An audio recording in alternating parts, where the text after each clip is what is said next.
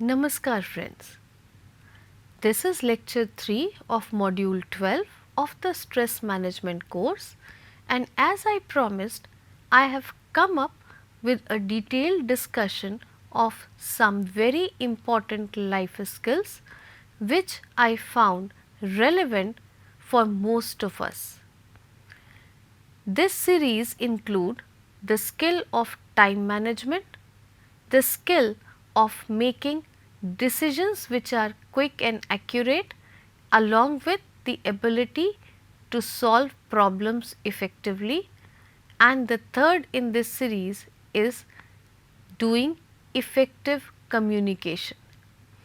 So, these three series will be elaborated individually in the next 3 lectures. This particular lecture is focused on the skill of time management, which most of us suffer from.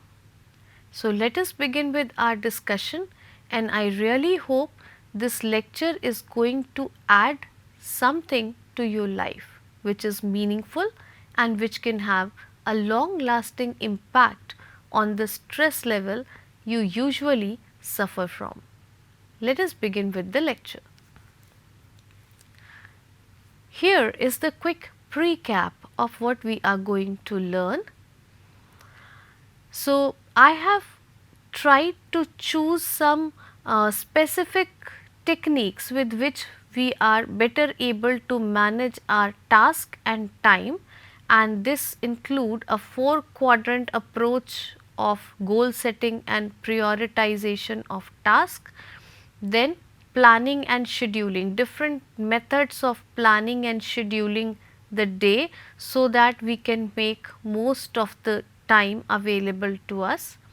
Then some other task management techniques will be discussed, and finally we will be talking about managing distractions and sustaining our focus to the task for a long period of time.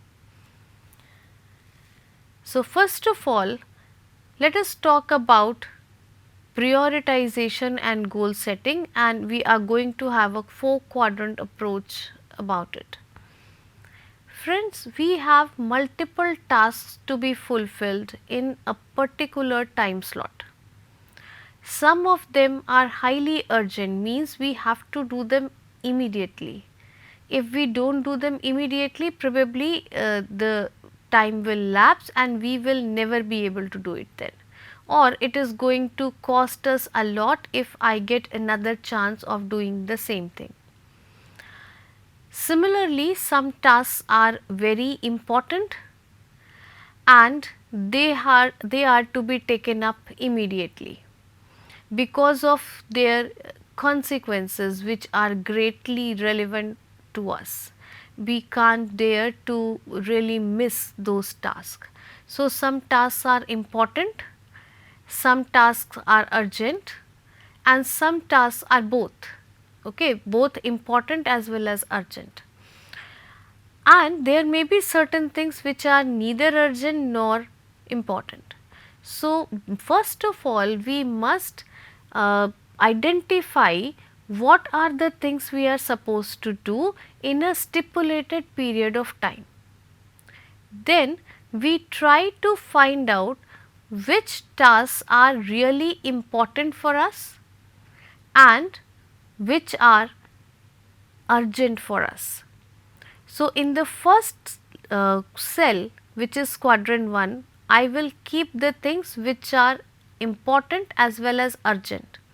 So, important as well as urgent means their consequences are very much significant for us. I cannot dare taking risk with those tasks because the cost of failing to complete successfully will be a lot to me to bear with. Plus, those important tasks are now urgent, means very less time is available for the completion of the task. So, that kind of tasks are to be taken up in the first priority, which are important also, and then the time of completion is not much. they have become urgent, they have to be completed quickly. So, focus your attention first to those tasks which are important and urgent. Then second number can be given to those which are important, but for which you have time at hand. They have not become urgent.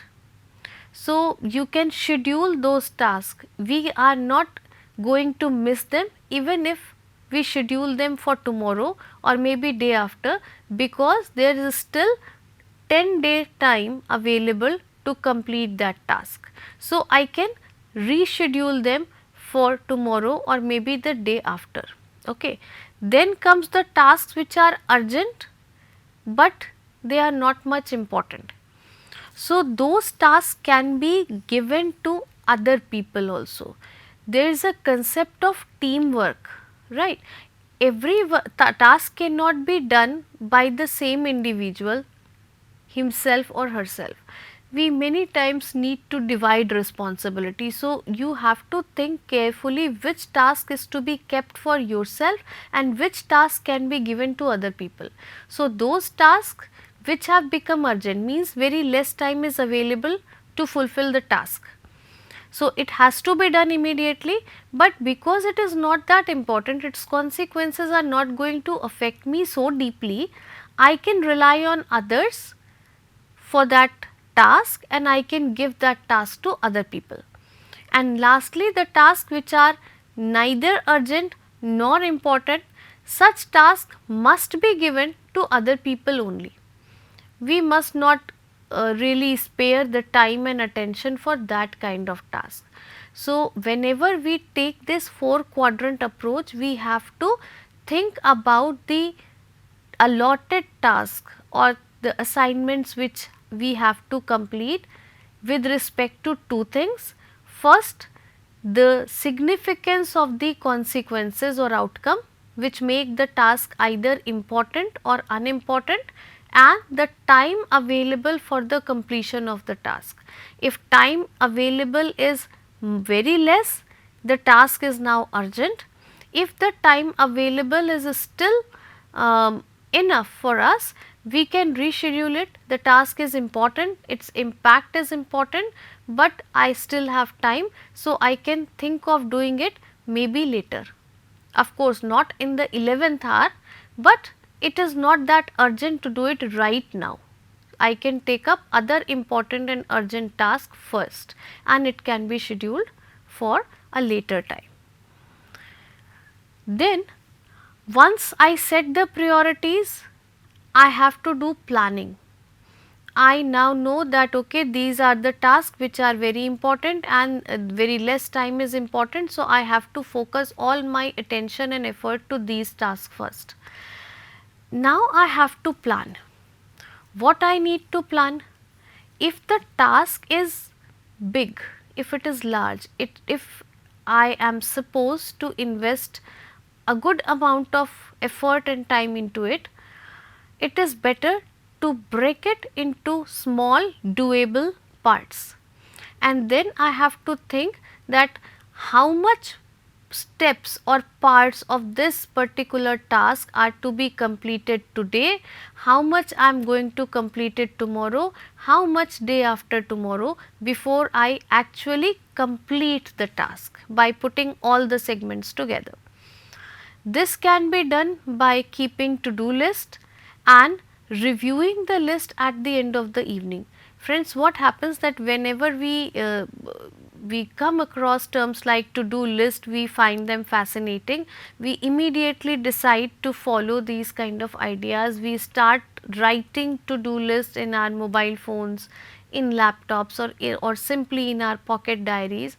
But what happens? We write all the tasks, then we keep doing whole day whatever we remember or whatever we want, and then at the end of the day we do not turn the page back and see what I had listed and how much I had completed.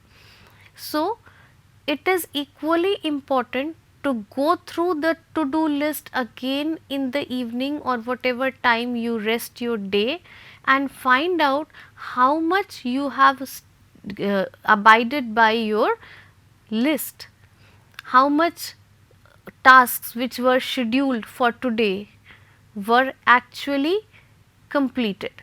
Okay.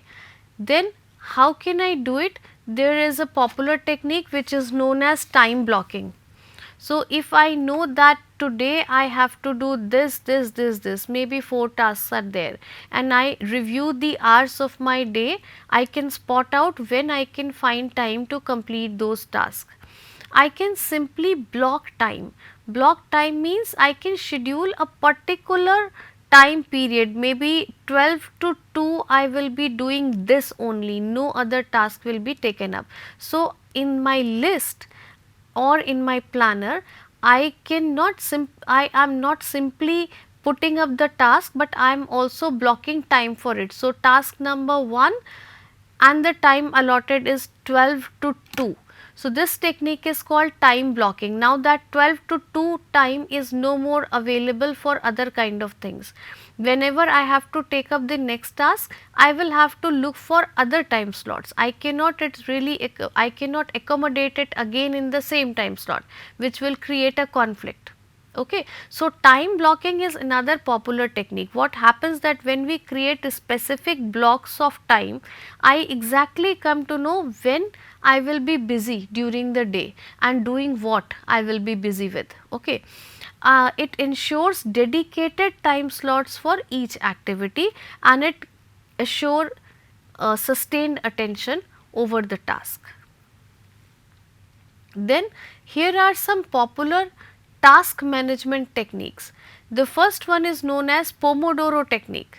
Now this Pomodoro technique means we can create short spell of time to work and work with full focus, which will be followed by short breaks, and then when I complete many Pomodoros in sequence, I am entitled to have a long break. For example, if my working day starts at suppose 11 am, okay, then I planned that I will be working from 11 to 11:30, then or 11:25, then I will take 5 minutes break. Then I will again start working from 11:30 to 11:55, and I am going to take 5 minutes break. So this 25 minutes period from 11 to 11:25 is basically one Pomodoro, and it is followed by a short break of 5 minutes, where I can take some quick snacks, or I can drink some water, or I can simply get up from my chair doing some stretching, or I can look outside of the outside through the window watching some nice flowers or plants or something like that. Then what happens when I completed 4 Pomodoros of 25 minutes, that is roughly I worked from 11 am to 1 pm, I am entitled for a longer break. So instead of 5 minutes, now I can take a break of 30 minutes, where I am going to have some snacks or maybe some drinks, or I can go to another person's desk and have a chat with my friend or anything like that. So I will be away from the work for a longer period of time, that is almost 30 minutes, and once that 30 minutes are over, I will be back to work again, dividing my time into small Pomodoros, and each Pomodoro will again be followed by a short break. Then after 2 hours or 3 hours, I will be having a long break. So this is the technique of Pomodoro. This is a popular technique, and it really helps assuring focus of attention on the task, because usual span of attention is 15 to 20 minutes. So we can stretch it a little bit and keep it tight up to 25 minutes, after which I can release the pressure and I can really have a break. The second popular technique is eat that frog first. Here frog does not mean frog, rather it refers to the most tedious or difficult task which I have scheduled for the day.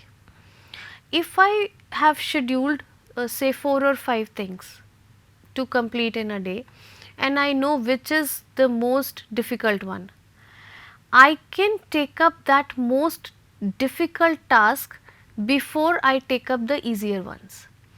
If I complete that difficult task successfully, it is immediately going to give me a boost. It will give me a lot of happiness, a sense of achievement, a sense of confidence, and my energy level and my motivation level will go up, which definitely will help me in completing the later tasks in sequence. This is the technique of eat that frog first. Again, frog here refers to the most difficult task. This is a useful techniques for students who study in school or in colleges. Friends, what happens that whenever we make our timetable, we are always aware of the subjects or the topics which are difficult for us, which we find difficult to complete or to understand. And what we do, we work on rest of the topics which are relatively easier, we complete them successfully, we derive a sense of achievement that okay, I have completed 80% of what I scheduled, of course a very good performance. But what happens, the 20% which remains was the most difficult one, and I very tactfully pushed it aside so that it does not harm my self esteem that I could not do it. Rather, I simply assume that okay, I did 80%, it is a good achievement for the day. But what happens, that difficult part keeps on accumulating, and at the end of the semester, at the end of the session, we find that we haven't even touched that difficult section, and now the problem is very big, and the level of stress we perceive is insurmountable. So, in order to do away with this kind of procrastination towards the difficult topics, we can use this particular techniques, eat that frog first. The third technique is the 80-20 rule. This is also known as the Pareto principle. 80-20 rule means 80% results are achieved from 20% efforts that we do. The efforts which were really focused, which were honest, and where we gave 100% of our caliber. So, those 20% efforts are going to give us 80% results.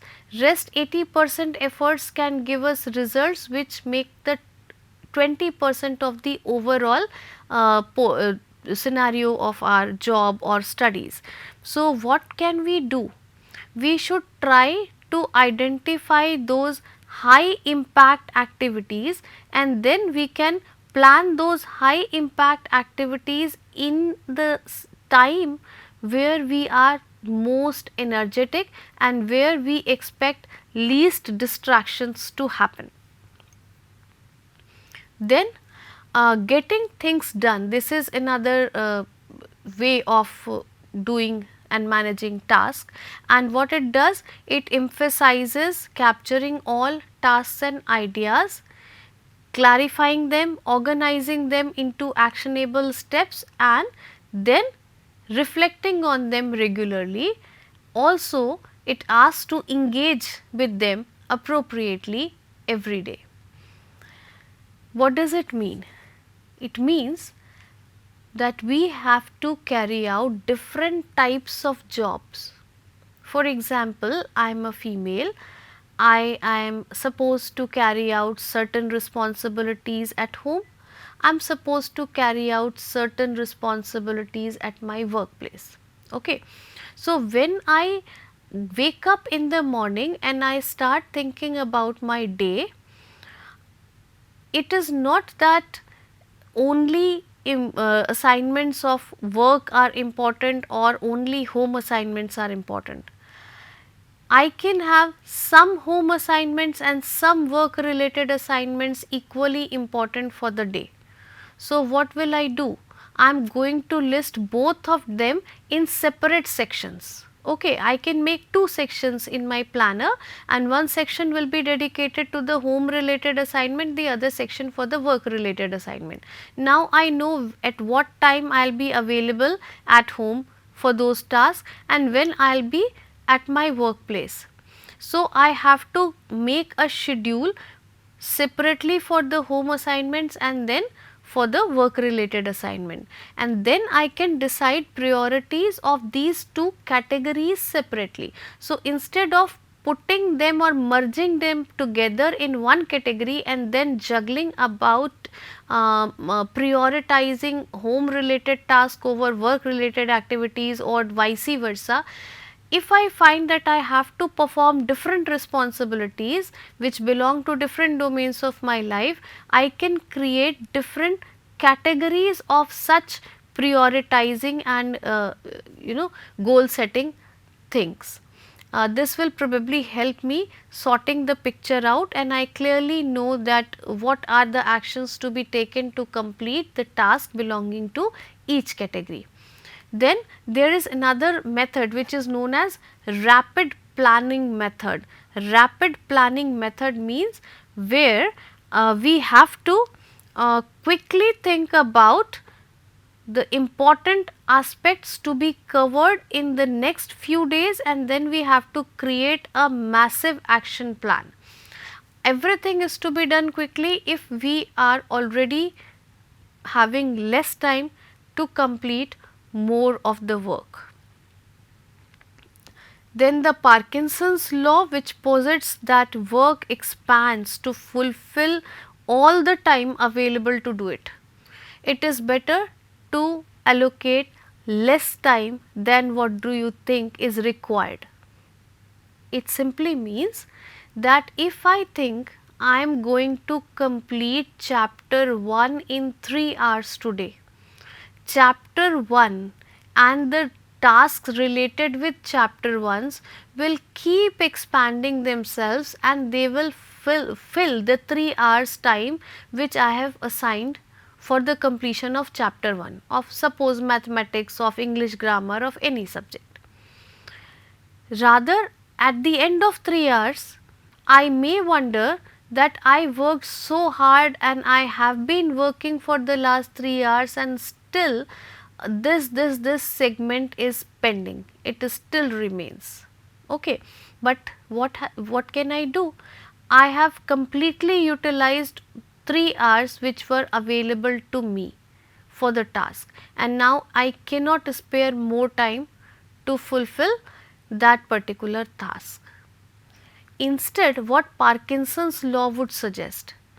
Parkinson's law simply suggests that, okay, if you have 3 hours at hand and you have chapter 1 of mathematics to be completed within this 3 hours, what do you do? What should you do? Rather, you should plan to complete it within 2 hours, and you will find that your effort, your concentration, your speed of reading, your speed of doing is automatically increased to adjust the time frame and the amount of work which is assigned. And even if you are left with certain segments of chapter 1, you can have 1 hour extra at hand, and you can easily accommodate those left out parts in this extra hour. So, if you have 3 hours, plan for 2 hours, and you will find that the work will expand itself to fulfill that extra hour also. But then you will not feel suffocated because you are still having time. Okay, this is the law of Parkinson's. Then the pickle jar theory. You might have read this story shown on YouTube channels or repeatedly spoken by the motivational speakers also, how to manage your time. Technically this incidence or this narration is known as the pickle jar theory. So, what is there? There is a jar made up of glass, and what happens that somebody if puts rocks, that is a bigger pieces of stones into it, the jar will be filled with it. Then what the person does? The person starts adding some pebbles, the smaller stones into it. So, those pebbles will go down and find their places between the empty spaces available between those rocky or bigger stones. So those pebbles will also be adjusted. And then what happens? The jar is completely full, but there are intermittent spaces available where between those big stones and between those pebbles which we have already put into the jar.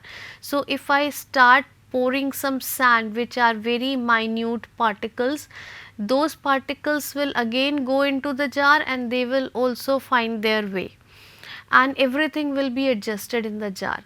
But what if I try to do it the same thing the other way around?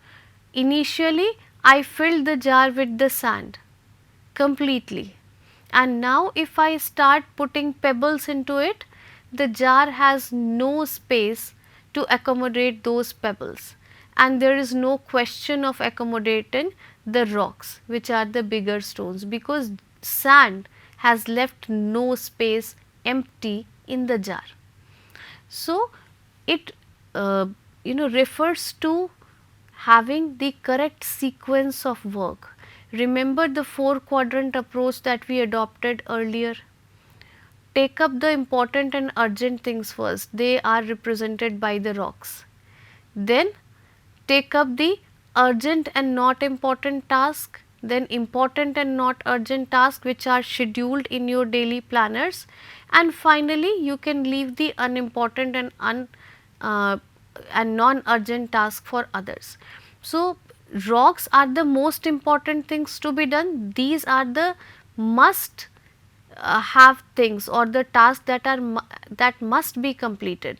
Then the pebbles are the next important things and the sand are the least important things. So the planning your day in correct sequence is also important. Then task segmentation.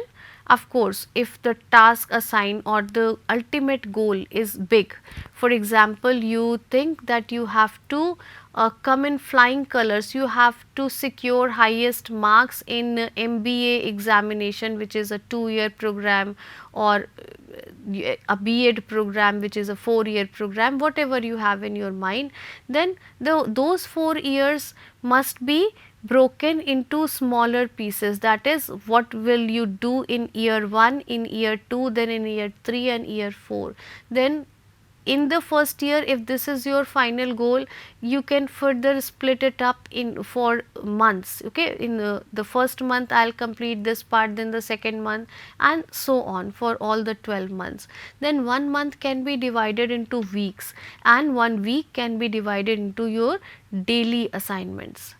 So this way we can break the big task into smaller segments, more manageable segments that can be taken up comfortably and successfully. When we are planning our day and we are adopting different techniques to manage our tasks successfully, it is also important to keep the distractions away so that our focus should not shift to unnecessary things. Rather, we should be able to give our 100% to the task which we are doing. So, what can we do in order to avoid distractions? First thing, please do not engage in multitasking. Of course, this is an era of multitasking, and multitasking has now been portrayed as a very desirable trait. Of course, it is. Women are especially credited for doing tasking, and they are portrayed as being effective, efficient multitaskers. Of course, everything is true, but multitasking is for the tasks which require less cognitive effort, not for those which requires full cognitive focus. So, I can cook while talking to my friend, but probably I cannot make my presentation, or I cannot come up with effective solutions of a problem, or maybe I cannot analyze the data while talking over phone about an interesting movie. Okay. So, you have to identify the tasks which can be done simultaneously and keep those tasks for multitasking sessions, and you have to identify the tasks which require full cognitive attention, and you have to keep them for separate sessions, and they must be taken up sequentially instead of simultaneously. So, multitasking is a capacity, no doubt, but one must be aware of the task which can be taken up in this manner. This is also governed by one's own ability to do certain types of tasks more easily as compared to other type of tasks. Okay. So, if I am learning something new, I cannot afford multitasking, but if I am performing something which I am highly efficient with up to a level that the task has become an automated behavior for me, for example riding a bicycle. So, I can ride a bicycle thinking about a lot many other things, no issues. But if I am learning something new, if I am learning the bicycle for day 1, I have to keep my focus entirely on the handle, otherwise I will fall down, I will never be able to learn it properly. So, multitasking is a good quality, it is an essential quality nowadays. What is required is to segregate the task into a category that can be taken up simultaneously and keep those tasks for multitasking sessions, whereas others can be taken up one by one, giving them full attention when we are doing those tasks. Then we can minimize interruptions by turning our mobile phones to airplane mode or putting them to do not disturb mode, and then scheduling specific times to check emails or messages so that we do not feel a craving to check our mobile phone for each and every notification as soon as it comes. Then there is a concept of deep work, which refers to an ability to focus on the task without distraction. Whenever we are taking up a cognitively demanding task and we require a high quality output for that. We can delegate certain tasks to our team members, to our house helpers, to our family members, to our children, and we do not have to do everything by ourselves. Okay. Sometimes we should be ready to say no very politely, but a little bit assertively if I think that it is becoming little too much or it is not reasonable to engage myself in a particular task. Similarly, we must do regular auditing of our time. We must reflect upon how much time we have allotted to which activity, what are the activities where maximum time is being consumed and how much result it is giving, how productive those activities are. So, this kind of real time auditing and reflecting upon the way we consume our time can help us a lot in identifying the spots where the time is being wasted, so that we can check it and we can have more productive time to complete our assignments successfully.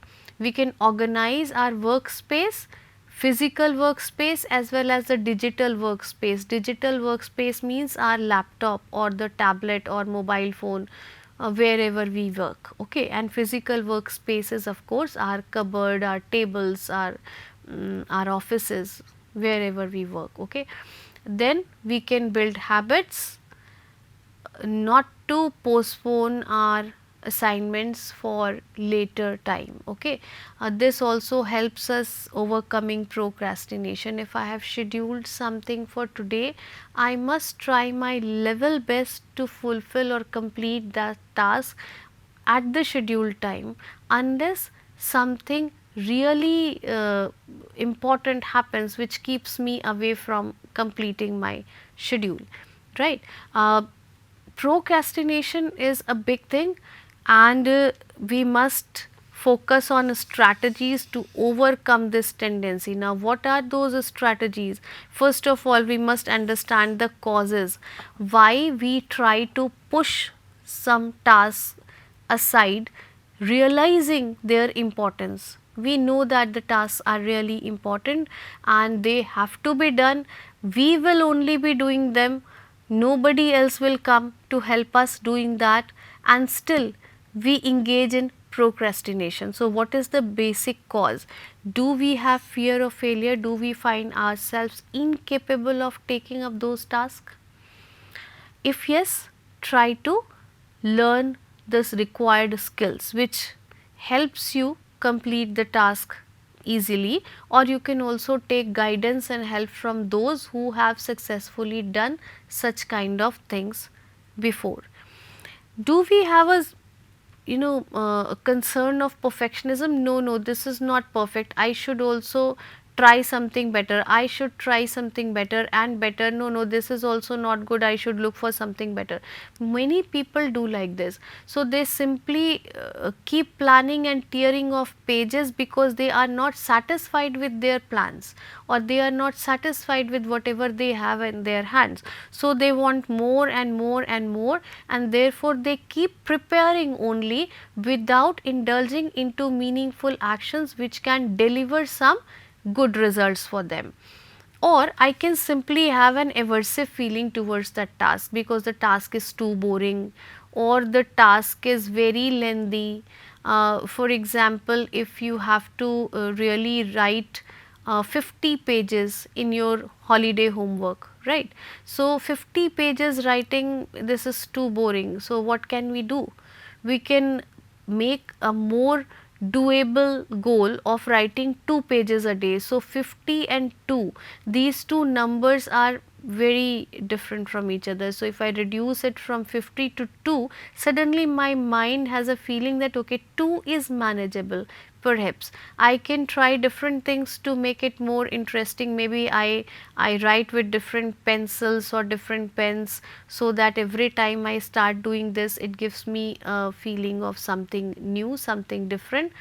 Uh, things like that can be tried to reduce the feeling of aversion if I have.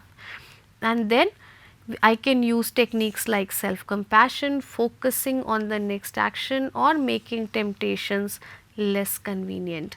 Sometimes what happens that I simply engage in distractive activities because they are readily available, right?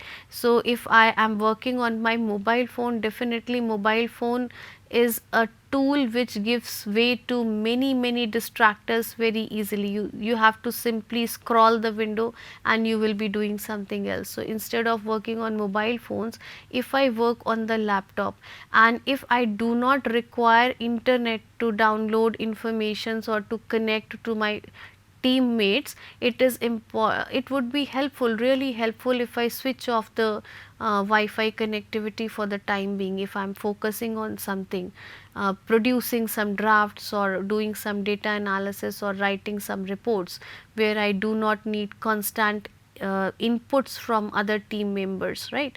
So the less distractions, the more productivity. This is the basic rule, and this also keeps the procrastination under control as well. So let us have a quick recap of what we have learned out of this module. Effective time management is of course related to job performances, academic achievements and well-being of the individual. It reduces stress by helping timely completion of important assignments, and the landscape of time management strategies is really big and varied. So every individual has something to choose from it according to his own problems. Okay. So here are the references which you can refer to if you want to learn more about this particular thing. You can design some practice exercises according to your own requirements also. Thank you very much for your patient listening. Thank you.